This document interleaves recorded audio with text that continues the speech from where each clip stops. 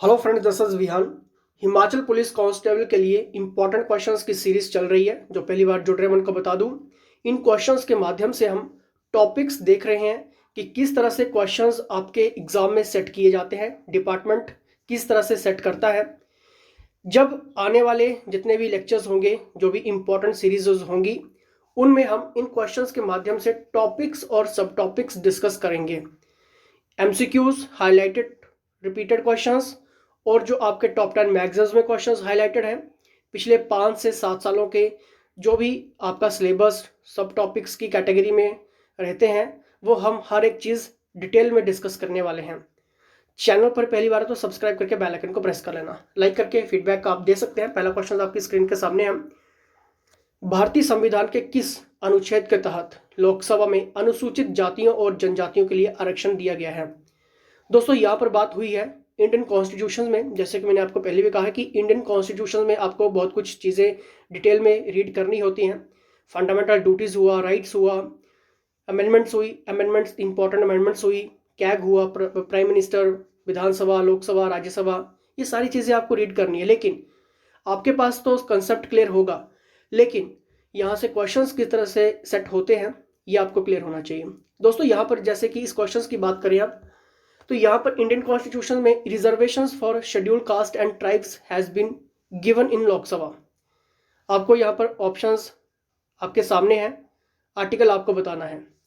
अगर हम इस क्वेश्चंस की सही बात करें, the right answer is article 330। दोस्तों, 330 आर्टिकल के तहत भारतीय संविधान के अनुच्छेद में लोकसभा में, यानी कि अनुसूचित जातियों और जनजातियों के लिए आरक्षण दिया गया है। कौन से आर्टिकल के तहत? आर्टिकल 330 में। ठीक है, आपको याद रखना है। अब दोस्तों, जैसे कि आपको पता हो गया कि इंडियन कॉन्स्टिट्यूशन में कुछ इस तरह का क्वेश्चंस बना है, लेकिन जब हम आगे चलकर इस टॉपिक से कम एमसीक्यूज, हाईलाइटेड, रिपीटेड और आपके टॉप 10 मैगजीन्स क्वेश्चन जब हम लेकर आएंगे, तब आपके सामने हर एक चीज़ क्लियर हो चुकी होगी। फ्रेंड्स, अगर अभी भी आपके कोई भी डाउट्स हैं, कोई भी क्वेश्चंस हैं कि पुलिस भर्ती कब तक आएगी, तो मैं डियर मैं आपको यहाँ पर एक बात क्लियर कर दूं कि पुलिस भर्ती जब भी आए, दिसंबर या जनवरी में कभी भी आए, आपको मेहनत करनी है, क्योंकि यहाँ पर स्टूडेंट्स एक एक साल से लगे हुए हैं। ठीक है, तो मेहनत करते रहिए। और कोई भी आपका डाउट है, कोई भी क्वेश्चन है, ये है HPG की आपकी टीम का नंबर, यहाँ पर व्हाट्सएप करिए। टीम के अंडर, प्रोफेशनल्स के अंडर, एक्सपर्ट्स के अंडर क्रैश कोर्सेज चल रहे हैं पुलिस एग्जाम के लिए। ठीक है, तो उनको आप ज्वाइन कर लीजिए। डेली आपके ऑनलाइन टेस्ट होते हैं, आपको बहुत कुछ एमसीक्यूज, हाईलाइटेड, बहुत कुछ आपको क्रैश कोर्सेज में अवेलेबल करवाया जाता है, तो आप उनको जरूर ज्वाइन करें। नेक्स्ट क्वेश्चन आपके स्क्रीन के सामने है। निम्न में से कौन सी तरंगे, यानी कि वेव्स, आम टीवी रिमोट कंट्रोल द्वारा उपयोग की जाती हैं? दोस्तों, अगर मैं यहाँ पर बात करूँ डेली साइंस क्वेश्चंस की, जैसे कि आपको क्लियर है कि डेली साइंस के क्वेश्चंस आपके एग्जाम में बनेंगे। ये क्वेश्चन जो होते हैं वो भी आपके रिपीटेड हो गया, हाईलाइटेड ज़्यादातर आपके एग्जाम में ये देखने को मिलते हैं। बताना है, ऑप्शंस आपके सामने हैं। The right answer is option number, यानी कि इंफ्रारेड वेव्स। ठीक है, जो आपका टीवी रिमोट कंट्रोल होता है उसके जो वेव्स होती हैं, तरंगे होती हैं, कौन सी होती है? Infrared waves. ठीक है, कोई भी डाउट है, कोई भी क्वेश्चन है, व्हाट्सएप कर लेना, नंबर आपको डिस्क्रिप्शन बॉक्स में मिल जाएगा। क्रैश कोर्स जरूर ज्वाइन करिए, क्योंकि आपकी वहां पर बेस्ट प्रिपरेशन हो जाती है। ठीक है, नेक्स्ट इज, भारत का 60% नमक किस राज्य द्वारा उत्पादित किया जाता है? Very very important questions. दोस्तों, हमीरपुर बोर्ड ने भी क्वेश्चंस अभी हाल ही के एग्जाम में पूछे हैं। बताइए इसका सही आंसर क्या होगा? The right answer is option number B, इनकी गुजरात। क्लियर। चलिए यहाँ पर नेक्स्ट देखते हैं। नियंत्रक एवं महालेखा परीक्षक का कार्यकाल कितना होता है? दोस्तों, जितने भी ये टेन्योर होते हैं, जितने भी कार्यकाल होते हैं, चाहे मैं कंट्रोलर एंड ऑडिटर जनरल की बात करूं, प्राइम मिनिस्टर की बात करूं, प्रेसिडेंट की बात करूं, ठीक है, गवर्नर की बात करूं, तो आपको यहाँ पे जो क्वेश्चंस बनते हैं वो एज से रिलेटेड हो गया, इनका टेन्योर यानी कि इनका कार्यकाल हो गया, इनको शपथ कौन दिलाता है, ठीक है, ये सारी चीज़ें, सुप्रीम कोर्ट हो गया, उनके जजेस हो गए, यहाँ से क्वेश्चंस बनेंगे। लेकिन यहाँ से जो क्वेश्चंस होंगे वो आपको मॉडिफाइड तरीके से देखने को मिलेंगे, यानी कि आपका कंसेप्ट तो क्लियर होगा, लेकिन क्वेश्चन जो है वो मॉडिफाइड होगा, रिपीटेड होगा। रिपीटेड नहीं भी होगा तो हाईलाइटेड के साथ साथ जो टॉप 10 मैगजीन्स में क्वेश्चंस की डिमांडेड है, वहाँ से क्वेश्चंस कैचअप किए जाते हैं। ठीक है, तो आपको हर एक डिटेल में पढ़ना पड़ेगा। इसके लिए आप व्हाट्सअप कर सकते हैं, कोई भी डाउट आ रहा है तो।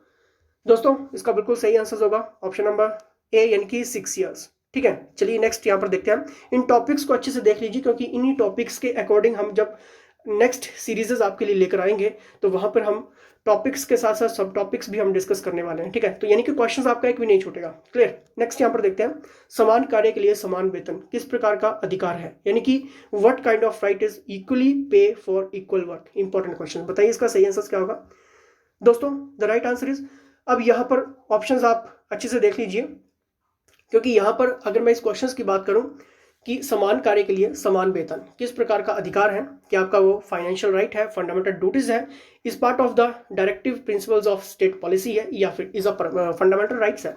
बताइए दोस्तों, इसका सही आंसर होगा ऑप्शन नंबर सी, यानी कि राज्य के नीति निर्देशक सिद्धांत का अंग है, ठीक है, is a part of the directive principles of state policy. दोस्तों अब यहाँ पर मैं इस क्वेश्चंस की बात करूं तो टॉपिक्स को देख लो, यानी कि जिस तरह से हम डिस्कस यहाँ पर कर रहे हैं कि फंडामेंटल ड्यूटीज और राइट्स आपको पढ़ना है, लेकिन नहीं, आपको ये टॉपिक्स भी अच्छे से लेकर चलना है, यानी कि राज्य के नीति निर्देशक सिद्धांत, यहाँ से भी आपके एग्जाम में क्वेश्चन बनेंगे, ठीक है। नेक्स्ट क्वेश्चन इज, नेपाल में 13वें दक्षिण एशियाई खेलों में भारत ने कितने पदक जीते हैं। दोस्तों जितने भी अभी हाल ही में अवार्ड से रिलेटेड क्वेश्चन हो गए, करंट अफेयर सेक्शन हम इनको कहते हैं, ठीक है, स्पोर्ट्स से रिलेटेड हो गए, ठीक है, और ये कहाँ पे आयोजित हुए, कितने अवार्ड्स किसने जीते, ठीक है, ये इंपॉर्टेंट होता है, और किस कैटेगरी में जीते हैं, ठीक है, ये क्वेश्चंस आपके एग्जाम में बनते हैं। अगर आप इन क्वेश्चंस को अच्छे से पढ़ लेते हैं तो मुझे नहीं लगता कि आपका पुलिस का एग्जाम छूट सकता है कभी। जो आपका वर्दी का सपना है, जो आपका नेम प्लेट अपने नाम की डालने का सपना है, वो पूरा हो सकता है, लेकिन क्वेश्चन आपको पता होने चाहिए। The right answer is option number A, यानी कि 312। क्लियर। नेक्स्ट क्वेश्चंस की हम बात करेंगे, विश्व कंप्यूटर साक्षरता दिवस के रूप में किस दिन मनाया जाता है, यानी कि computer literacy day. Important questions. अब दोस्तों जैसे कि मैंने आपको पहले भी कहा है कि जितने भी ये डे होते हैं, ठीक है, इनके आपके डे के साथ साथ आपको थीम्स भी क्लियर करनी पड़ेंगे, डेज, ठीक है, और ये क्वेश्चंस आपके एग्जाम में बनते हैं, ठीक है। आजकल जो क्वेश्चंस बनते हैं वो ज्यादातर थीम्स आपके एग्जाम में ज्यादा पूछे जाने लगे हैं, ठीक है। डेज तो पहले बनते थे, लेकिन अब डेज के साथ साथ आपकी थीम्स भी इस एग्जाम में बन रही हैं। तो ऑप्शंस आपके सामने हैं, the right answer is 2 December. Clear. Next questions देखेंगे, भारत के तीसरे राष्ट्रपति कौन थे जिनका अपने कार्यकाल में ही निधन हुआ था। वेरी इंपॉर्टेंट क्वेश्चन है, बहुत बार ये क्वेश्चन रिपीट हुआ है एग्जाम में, और बार बार ये एग्जाम में हर दूसरे तीसरे साल कहीं ना कहीं क्वेश्चन जो है वो पूछ लिया जाता है, ठीक है, चाहे वो पुलिस का एग्जाम हो, क्लरिकल के एग्जाम हो, या फिर फॉरेस्ट गार्ड के एग्जाम हो, ठीक है, वहां पे क्वेश्चंस रिपीट होते हैं। बताइए इसका सही आंसर क्या होगा। The right answer is option number B, यानी कि डॉक्टर जाकिर हुसैन, आपको याद रखना है। क्लियर। नेक्स्ट क्वेश्चन यहाँ पर देखेंगे, जो अक्षांशात्मक जिलों की नीति आयोग की अक्टूबर रैंकिंग में सबसे ऊपर है, यानी कि दोस्तों यहां पर बात की गई है एस्पिरेशनल डिस्ट्रिक्ट, ठीक है, इंपॉर्टेंट क्वेश्चन है कि सबसे रैंकिंग में सबसे ज्यादा ऊपर है किस राज्य में है, ठीक है, यानी कि एस्पिरेशनल रैंकिंग्स की यहां पर बात हुई है, ठीक है। The right answer is option number C, यानी कि मिजोरम, ठीक है। क्लियर। और ये क्वेश्चन आपके एग्जाम में बन चुका है।